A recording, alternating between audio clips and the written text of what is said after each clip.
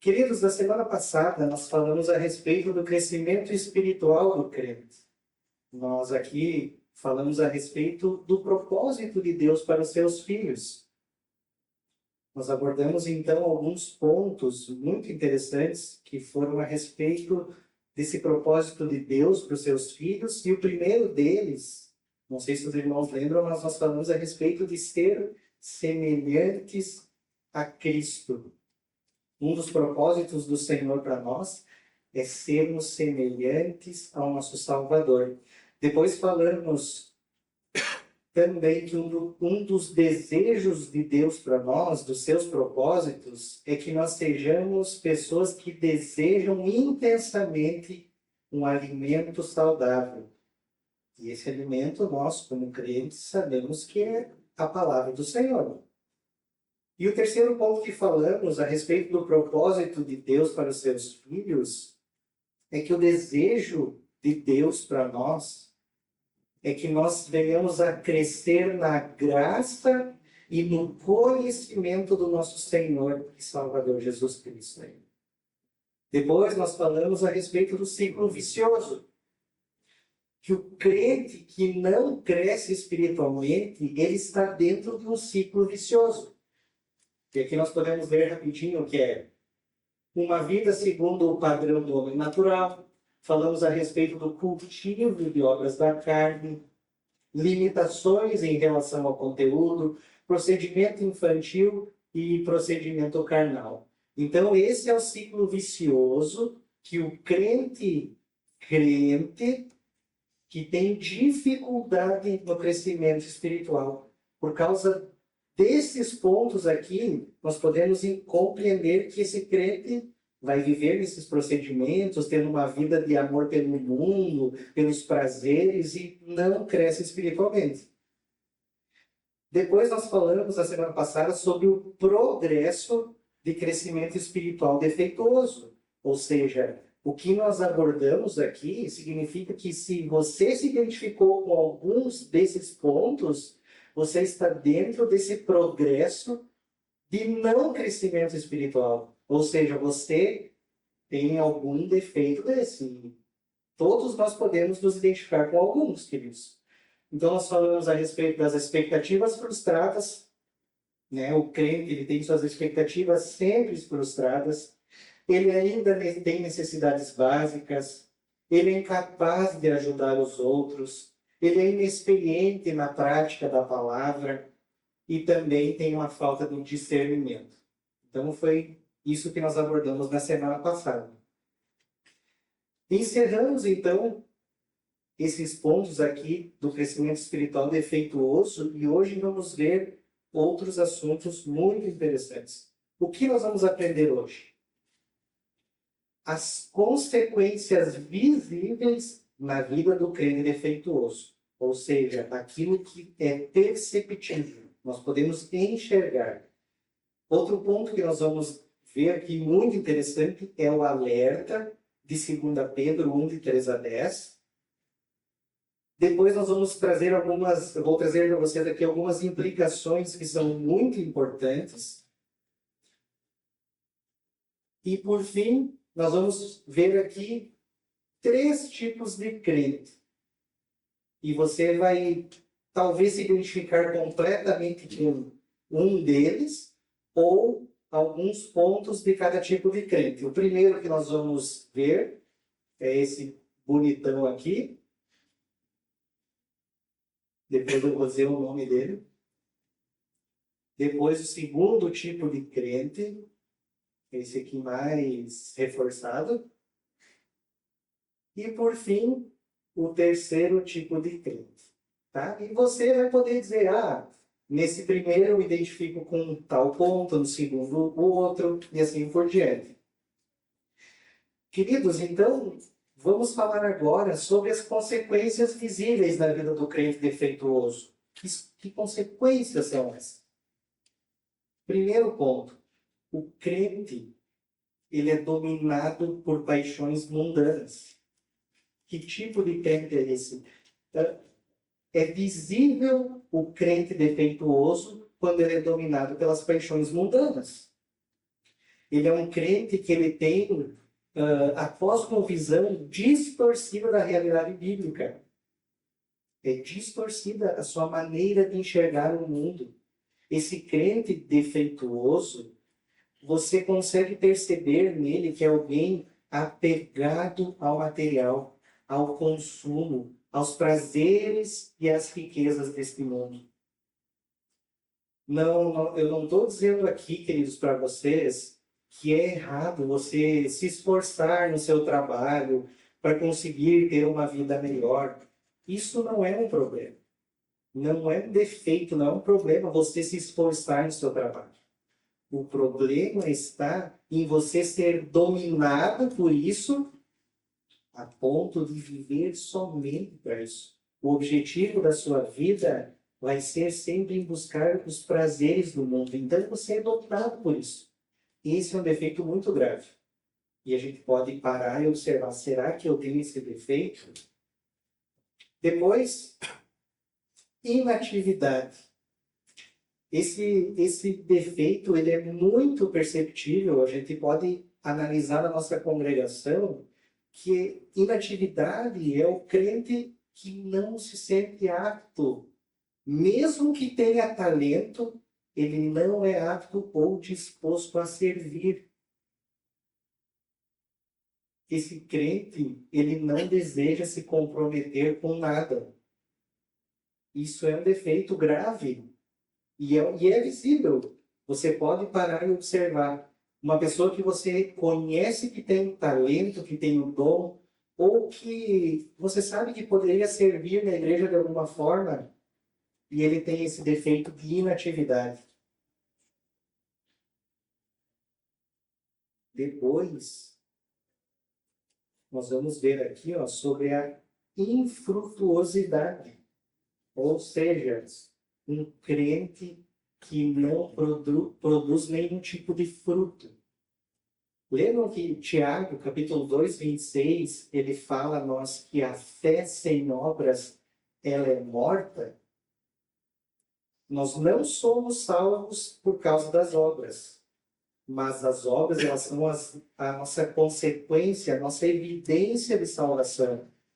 E o crente imaturo, infrutífero, ele não consegue demonstrar esses frutos. Não é perceptível, não é visível. Você pode até pensar assim, existem crentes agentes secretos? Existem. Tem pessoas que às vezes você conviveu por algum tempo, mas nunca teve intimidade, e de repente numa conversa você descobre que ele é crente. E tu diz assim, eu nunca imaginei que esse cidadão seria crente. Um crente que não produz frutos, não é visível, não é perceptível de que realmente ele é um crente. Depois, outro ponto, queridos, que é uma consequência de um crente defeituoso, é a cegueira espiritual. Ele é incapaz de perceber ou compreender verdades básicas do Evangelho. Verdades espirituais. Esse crente, ele sofre de amnésia. Ele vem aqui no culto, ele canta as músicas, no outro dia já não lembra, ele ouve a exposição do texto bíblico e no outro dia ele já esquece de tudo. Se perguntar para esse tipo de crente que é sério espiritualmente, ele não vai lembrar de nada. Se você fizer uma pergunta para esse crente a respeito de teologia, ele não vai saber responder de forma clara, de forma bíblica. E isso é um defeito muito grave. Então, nós estamos vendo aqui defeitos sérios. E isso pode estar na vida de alguém aqui. Esperamos que não, mas se caso você se identifica com algum desses pontos e os outros ainda que nós vamos ver para frente, queridos, nós não podemos ser orgulhosos a ponto de guardar para si. Nós precisamos ter humildade de reconhecer os nossos erros e buscar transformação, assim como falamos já nas outras semanas. Então, queridos, o crente cego espiritualmente, ele também é incapaz de discernir a sua condição espiritual. E isso vai encaixar muito bem agora no próximo ponto. Dúvidas quanto à eleição. O crente que tem dúvidas quanto à sua eleição.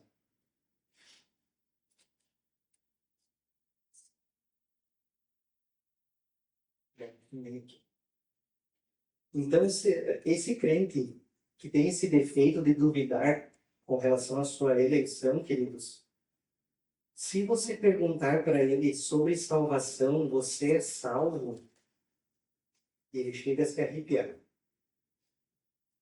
E isso é um problema, porque o crente que vem sério espiritual, duvida da sua eleição, ele não está bem resolvido.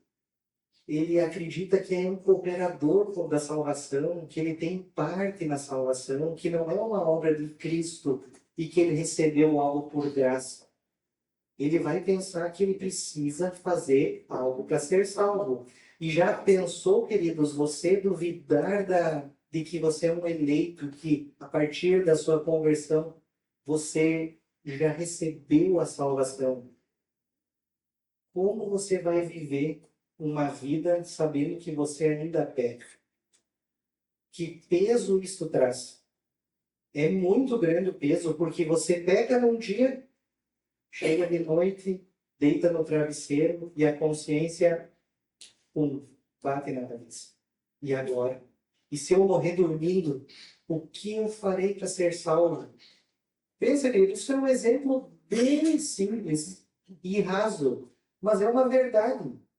O crente defeituoso, ele vai achar que, por causa do seu pecado, ele precisa se arrepender, buscar o Espírito Santo novamente, se reconciliar com o Senhor, com medo de ir para o inferno.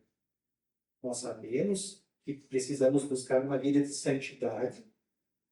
Nós sabemos que precisamos ser transformados, abandonar os nossos pecados, nos arrepender deles e sabemos que já somos salvos. Na perseverança dos santos, aqui o pastor Fernando trouxe diversos textos e a gente pôde fazer uma escolha. O que encaixaria melhor para nós? A visão A ou a visão B? Então, queridos, um defeito do crente é essa dúvida quanto à eleição. Então, dominado por paixões mundanas, a inatividade, infrutuosidade, cegueira espiritual, dúvidas quanto à eleição e uma vida marcada por tropeços. Esse crente, se ele tiver todos esses defeitos, é de ter dó. É complicado.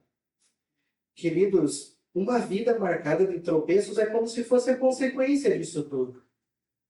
Pensa o crente que é fraco espiritualmente. Se você perde a paz por qualquer coisa, qualquer situação, qualquer coisa que acontece que deixa apreensivo, ansioso, você precisa buscar conselhos no mesmo assunto de diversas pessoas até ouvir aquilo que você gosta. Queridos, você nunca vai aceitar a verdade bíblica. E você vai ter o quê? Uma vida espiritual defeituosa, fraca. Qualquer coisa você tropeça. E você conseguiu, queridos, alguém de vocês conseguiu achar na sua vida algum desses defeitos? Que nós possamos ter humildade para reconhecer e buscar uma transformação.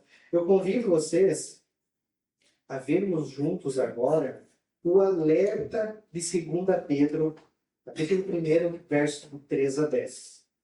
Nós vamos ver aqui, vamos ler juntos primeiro. 2 Pedro,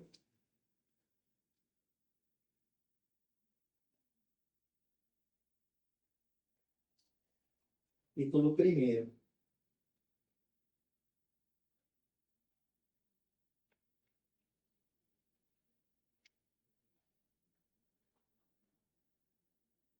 Acompanhe comigo a leitura até do verso 3 ao 10.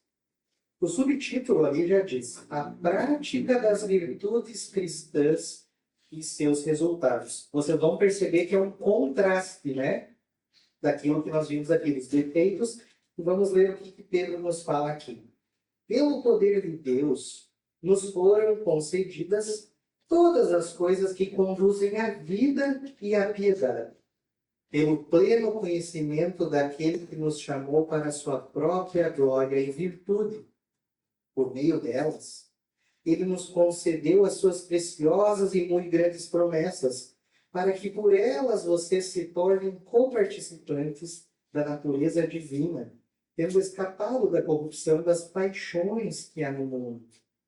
Por causa disso, concentrando todos os seus esforços, acrescentem à fé que vocês têm a virtude.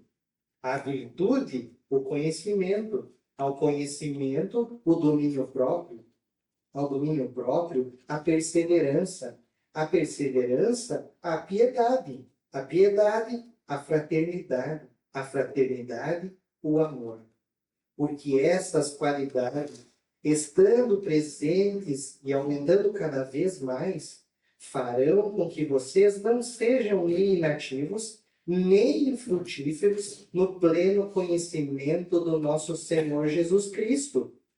Pois aquele que não tem estas coisas é cego, vendo só o que está perto, e se esqueceu da purificação dos seus antigos pecados. Por isso, irmãos, procurem com empenho cada vez maior confirmar a vocação e a eleição de vocês, porque fazendo assim vocês jamais tropeçarão.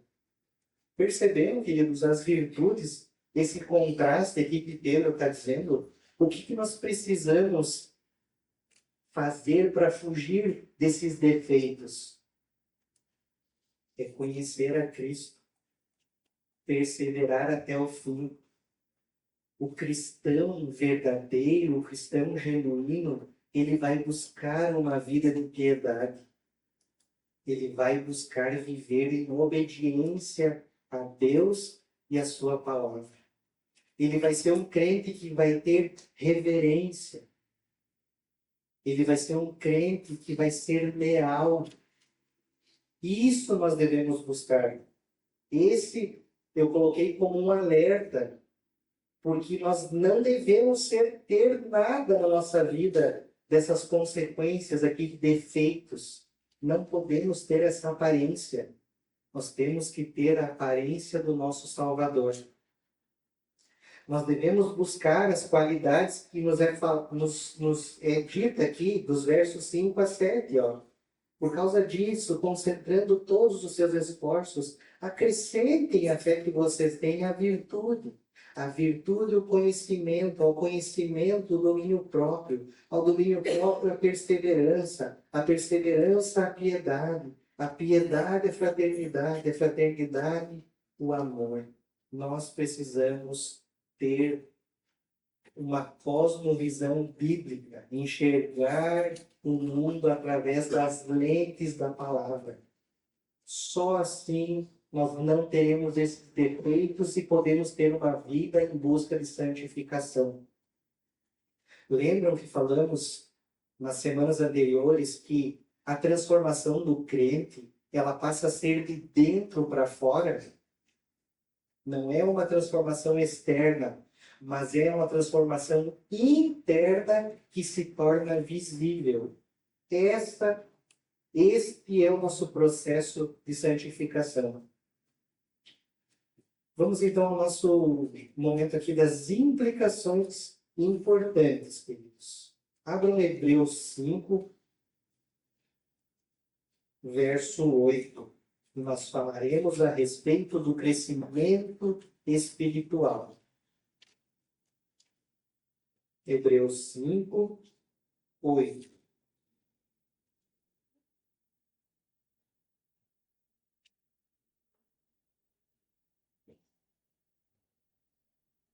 Diz assim: embora fosse filho, aqui está falando a respeito de Cristo, aprendeu a obediência pelas coisas que sofreu. Cristo é o nosso maior exemplo. Jesus foi obediente até o fim. E nós, o crescimento espiritual, assim como a oração, ele precisa ser primeiro aprendido. Então nós precisamos, como discípulos, que necessitamos aprender a respeito do nosso Salvador, ter uma vida dedicada, aprender a respeito de Cristo para depois colocar em prática. É um processo. A santificação é um processo. Outra implicação bem importante.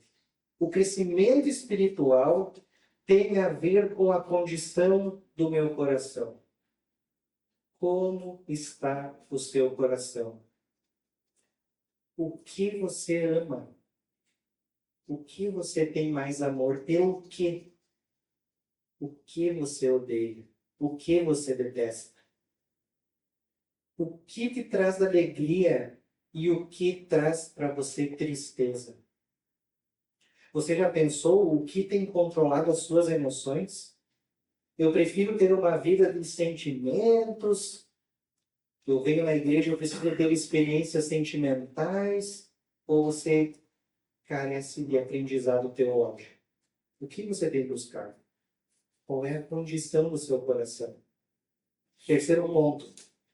Crescimento espiritual é refletido em meus relacionamentos. Abram, por favor, queridos, em Efésios capítulo 5.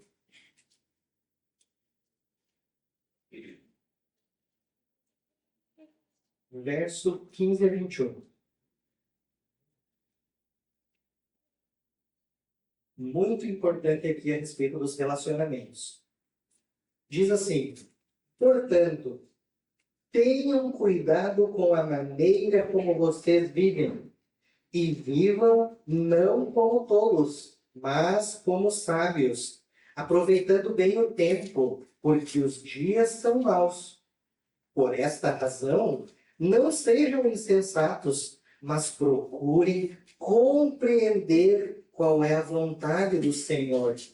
E não se embriaguem com vinho, pois isso leva à devassidão, mas deixem-se encher do Espírito, falando entre vocês com salmos, hinos e cânticos espirituais, cantando e louvando com o coração ao Senhor, dando sempre graças por tudo a nosso Deus e Pai, em nome de nosso Senhor Jesus Cristo.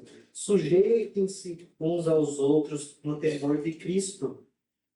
Próximo texto, queridos. Filipenses 4, 5. Um pouquinho para frente.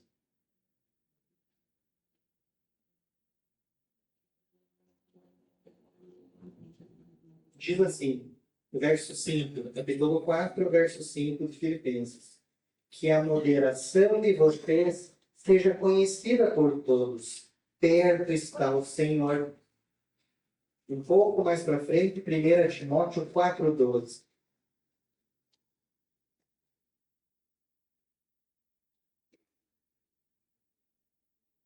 1 Timóteo 4,12 diz assim: ninguém o despreze por você ser jovem. Pelo contrário, seja um exemplo para os fiéis na palavra, na conduta, no amor, na fé, na pureza.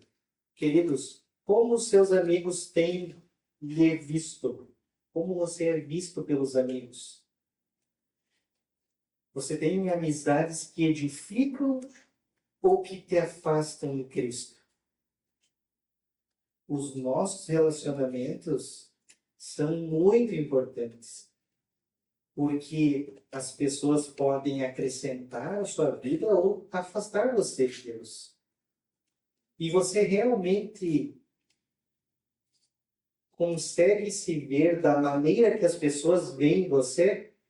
Não sei se eu fui claro, mas as pessoas veem o Mateus de uma forma. Será que isso é verdadeiro?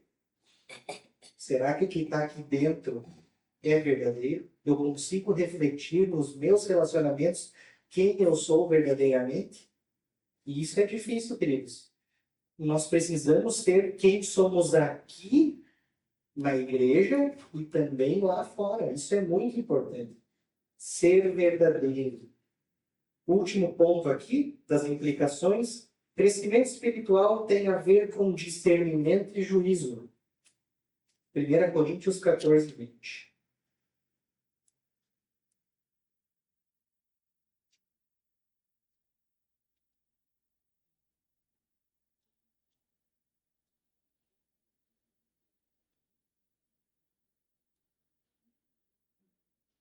Diz assim: Irmãos, não sejam meninos no entendimento. Quanto à maldade, sim, sejam crianças. Mas quanto ao entendimento, sejam pessoas maduras. Você tem facilidade na compreensão das posições da igreja? Muitas acontecem, às vezes, alguns burburos quando a liderança da igreja muda alguma coisa, toma alguma posição diferente ou traz algo novo para a igreja. Então, queridos, é muito importante nós não sermos murmuradores e nem pessoas que já cobrem juízo a respeito de tal situação. Por quê? A fofoca, como nós já falamos, ela é um grande defeito e que, infelizmente, está em todos os lugares. E a Bíblia condena isso. Então, queridos, nós devemos ter um pensamento bom. A igreja agora disse que os jovens recém-batizados, mesmo sendo menores de idade, só um exemplo aqui, podem auxiliar no almoço. Ao invés de o irmão ir conversar diretamente com a liderança, com o pastor, com o diáconos, ele vai e fala para o irmão do lado: tu viu agora? Será que fulano vai poder ajudar lá? Será que o ciclano? Ah, mas ele está sendo privilegiado. Queridos, nós precisamos crescer espiritualmente e ter discernimento. Discernimento. E compreender que tudo funciona de acordo com a vontade do Senhor. Tudo é feito por meio de muita oração. Então, essas foram as implicações que são importantes para nós compreendermos esses pontos. E agora nós vamos para a parte: que tipo de crente eu sou? E agora nós vamos ver aqui o crente cabeção. Está ali ele, ó. Então, nós temos o crente cabeção, depois o crente emoção e, por último, o crente ativista. Ele é fortão, bombadão. Queridos, então, assim, ó, como eu falei antes, nem todos vão identificar ser o crente cabeção, ou ser o crente emoção, ou o crente ativista. Talvez sim. Ou algum ponto que cada um venha falar aqui. Mas prestem minha atenção. Vai ser rapidinho aqui, ó. O crente cabeção. Quais são as suas características, crente cabeção? Ele tem paixão pelo estudo. E ele pensa assim: cristianismo para mim é uma noção teológica. Ele só pensa na teologia. E acha que tudo se define a teologia.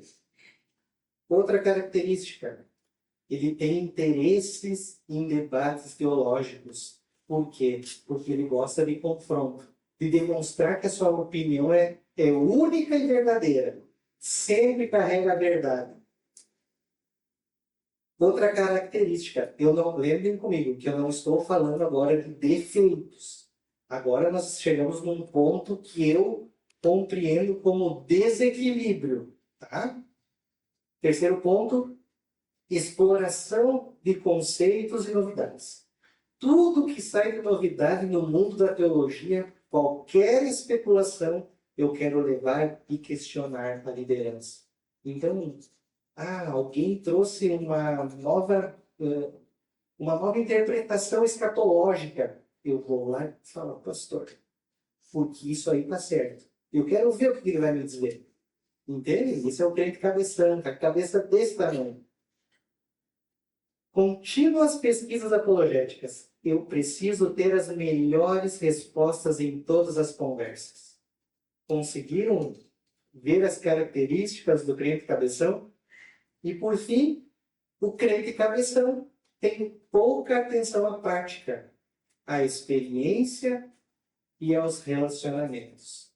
O objetivo dele é se encher de teologia, ter noção teológica, mas ele não consegue ter um equilíbrio nisso. Vamos agora ver as características desse fofucho aqui, o crente emoção. Quais são as características dele? Primeiro, conhece pouco a doutrina e se preocupa pouco com ela. Não vê necessidade de maior conhecimento. Não, de jeito nenhum. Não tem necessidade. O crente emoção, ele quer viver de experiência. Ele não quer ter conhecimento teológico. Vamos lá. Ele interpreta a fé cristã por experiências. Entusiasmo e sentimento. Isso sim é Deus falando comigo. Eu sou especial, hein? Sou mais espiritual. E ainda o crente emoção, ele quer que todos busquem as mesmas experiências. Quem já passou por isso? Tu sonhou com o que essa noite? Sonhou com cobra? Meu Deus, não pode sonhar com cobra. Muita gente já passou por isso, de querer conhecer Deus. Oh, Deus falou comigo assim, Deus falou assado. Esse é o crente emoção, só quer viver movido por experiências. Vocês estão percebendo, queridos, a falta de equilíbrio? Outro ponto aqui, o último do crente emoção. Pouca atividade ou comprometimento com a igreja. É certeiro. Este crente emoção quer que os outros trabalhem e ele quer viver no seu mundo de superioridade. Eu não preciso servir. Eu vivo por experiências. Eu posso ficar aqui no lugar. Deixa que os outros trabalhem. É um crente desequilibrado. O crente emoção. Então nós vemos o crente cabeção preocupado só com o estudo teológico, o crente emoção que vive por experiências, e agora o crente ativista. Vamos ver as características. O crente ativista, ele é um incansável trabalhador. Um exemplo aqui que eu coloquei de Marta. Deixa que eu cuido de tudo. Ele está tão preocupado em servir que acaba esquecendo de si mesmo. O crente ativista, ele só quer servir. De segunda a segunda, ele vai estar aqui na igreja fazendo alguma coisa. Pode ser que... Pode ser não. Ele vai ter um desejo puro, puro e verdadeiro, porém, esquece de todo o restante. E o estudo, e a família, e os filhos, e o cuidado de si.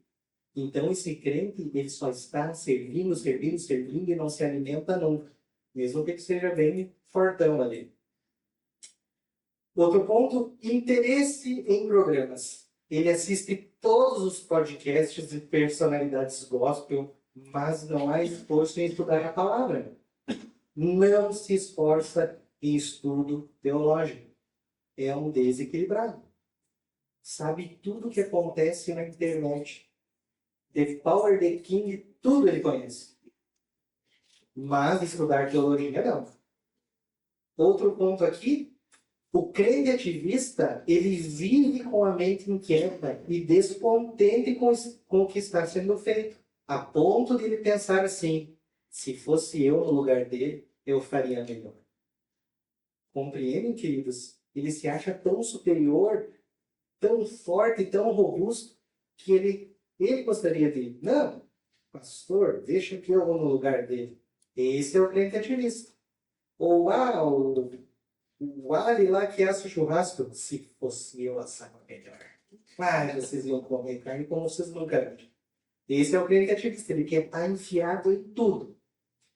Então, queridos, talvez você tenha se identificado algumas coisas de algum desses crentes, o cabeção, a emoção ou o ativista.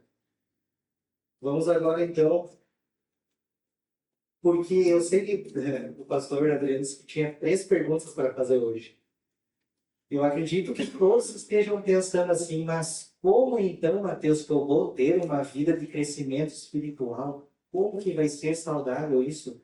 Vamos ver agora, queridos. Como então podemos ter um crescimento espiritual saudável? Primeiro ponto, um crescimento integral. A beleza é o conjunto do todo. Crescimento constante e buscando a pureza. Buscar dia após dia um crescimento espiritual mediante ao progresso de bons hábitos, leitura da palavra, vida devocional, oração, é fundamental. Para ter uma vida saudável, você tem que seguir as instruções bíblicas, não há outra forma. Isso aqui é fundamental para o crente. Outro ponto. Crescimento com implicações negativas e positivas. Mortificação e vivificação. Encontrando os erros e os eliminando, e encontrando os acertos e os aperfeiçoando. Esse crente, para poder crescer de forma saudável, ele precisa reconhecer as suas dificuldades, reconhecer os seus defeitos, as suas falhas, buscar então a mortificação, que é o abandono desses maus hábitos, desses pecados, e esse crente procura aperfeiçoar os bons hábitos, fortalecer as boas atitudes, a oração. Queridos, é isso. Nós precisamos disso. Reconhecer as nossas fraquezas e buscar abandoná-las. Velho homem fica para lá. E por causa da nossa nova natureza, nova identidade, buscar bons hábitos. Próximo ponto. Crescimento da alma. De dentro para fora. Assim como busca por uma vida saudável no corpo, que seja também assim com o espírito. O corpo tem que estar saudável, assim como o espírito precisa estar saudável. Você precisa ter uma saúde completa, tanto espiritual, que é por meio da busca de santificação, do crescimento espiritual, como física, os bons hábitos de alimentação, de atividade física, tudo isso está unido. Próximo ponto. Crescimento que se expressa no caráter. Gálatas 5, 22 e 23. Vamos ler rapidinho aqui. Não vai embora. Gálatas 5, 22. Mas o fruto do Espírito é amor, alegria, paz, longanimidade, benignidade, bondade, fidelidade, mansidão, domínio próprio. Esse é o nosso alvo. Esse é o alvo de todo cristão. Expressar de forma no seu caráter, expressar uma busca. Isso que precisamos, queridos. E por fim, crescimento por meio de recursos espirituais. O exercício da piedade, 1 Timóteo 4:7. Vou abrir rapidinho aqui. 1 Timóteo 4:7 diz assim: mas rejeite as fábulas profanas e de velhas caducas. Exercite-se pessoalmente na piedade. Precisamos de uma vida piedosa. Alimente-se daquilo que realmente é bom. E isso é a santa palavra de Deus. Nós precisamos estar nos alimentando de coisas boas. O nosso tempo ele é curto e precioso. E cada vez mais nós acabamos perdendo o foco com coisas passageiras. Muitas vezes o pastor Adriano já falou aqui que se pegar o celular e tu abrir nos shorts do YouTube, provavelmente, se você não tiver um domínio próprio, você pode passar 30 minutos assim, 1 hora assim. Então, com o crescimento espiritual, nós precisamos nos alimentar daquilo que é bom e proveitoso, que nos traga o crescimento saudável. Conclusão, queridos. Compreendemos que precisamos buscar uma vida de santificação. O crente não pode viver uma vida longe da vontade de Deus. É necessário uma busca incansável, dia após dia, em fazer aquilo que agrada ao Senhor.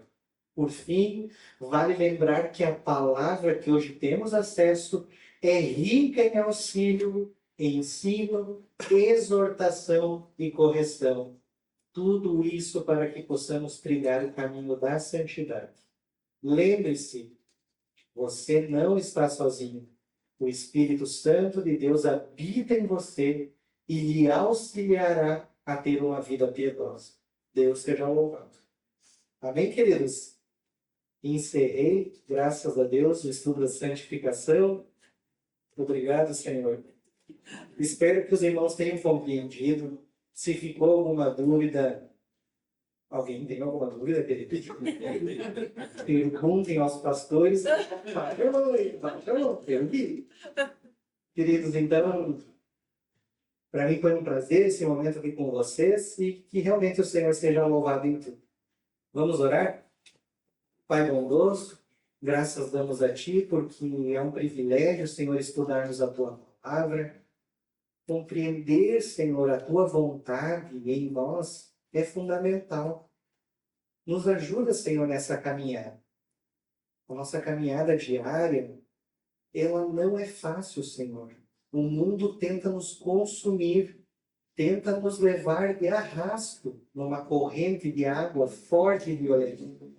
Mas nós, crentes, que nadamos contra essa correnteza, precisamos de Ti todos os dias, da ação do Teu Espírito Santo nos auxiliando. Que possamos, Senhor, ter compreensão da santificação, que possamos buscar essa vida de piedade todos os dias, para que através de nós o Teu nome seja conhecido, reconhecido, engrandecido e louvado. Obrigado, Senhor, pela Tua santa palavra. Em nome de Jesus. Amém.